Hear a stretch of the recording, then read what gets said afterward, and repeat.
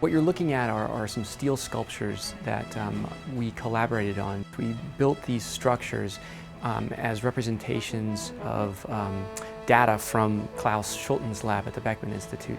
The data was the folding of a protein called Villin, and the protein folds in 7 microseconds. So, I mean, it's thousands and thousands of times faster than the blink of an eye. And what we did was we took 5 snapshots along that trajectory, and with those coordinates, fed it into a program that would give us cutting diagrams for steel. And then really over the course of a month, students got to learn about protein folding, some pretty difficult biochemical research problems, while at the same time welding and grinding and creating the art.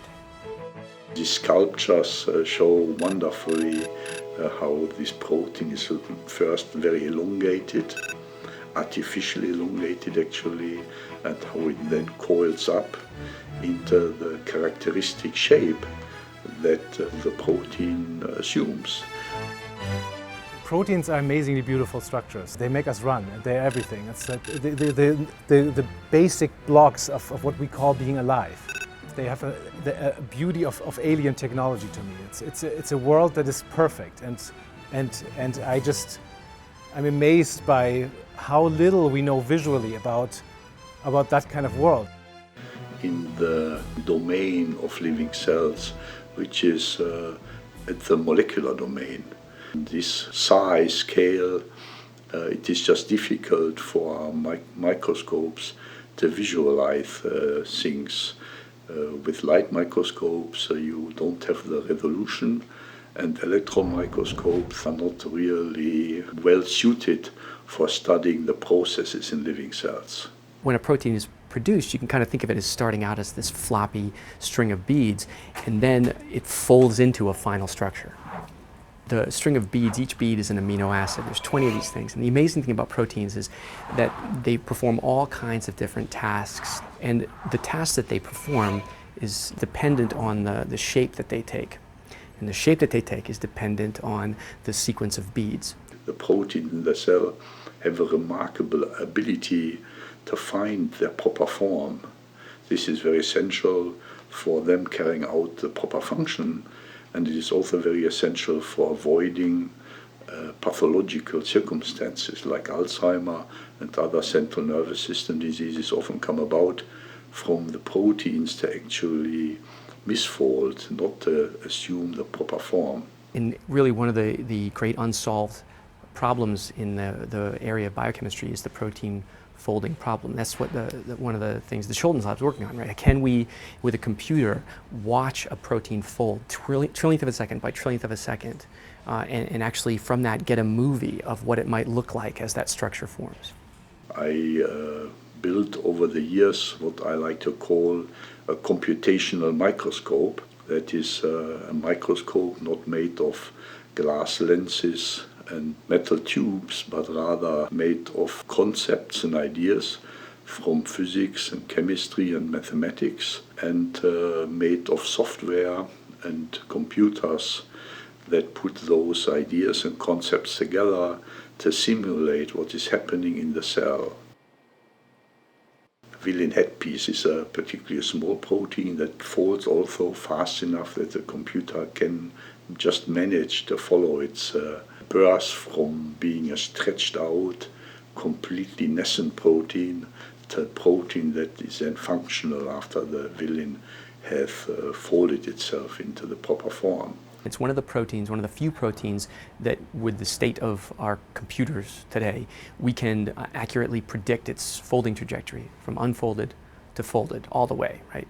For proteins that are slower than Villin, we don't have the computing power to do it. And I wanted the whole story. So I published the work and I told the world about it in many lectures. And so it happened that some artists, scientists became aware of it. Klaus Schulten's work is I know it really well because I'm always interested in seeing what's beyond the static aspect of a protein structure. For the last decades, people saw only the static aspect, they see only a protein as something unmovable. But it turns out the moving aspect of the dynamics of a protein is absolutely crucial. And his group does an amazing job in visualizing that. I was out there looking for resources that would help me teach concepts of protein folding. In particular, I was looking for something that showed motion.